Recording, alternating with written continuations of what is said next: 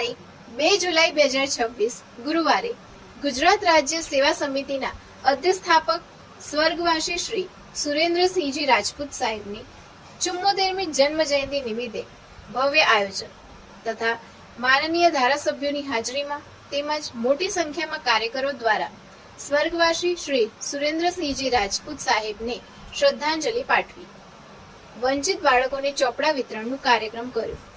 સાંજે 6 થી મ્યુઝિકલ સંગીતનું કાર્યક્રમ રાખેલ. આ ઉજવણીના અંતે ગુજરાત રાજ્ય સેવા સમિતિના રાષ્ટ્રીય અધ્યક્ષ સ્વપ્નિલસિંહ રાજપૂતે સમિતિના કાર્યકરોને સ્વર્ગવાસી સુરેન્દ્રસિંહ રાજપૂતની ઈચ્છા મુજબ પ્રજાહિતમાં કાર્યો કરવા માટે આહવાન કર્યું હતું.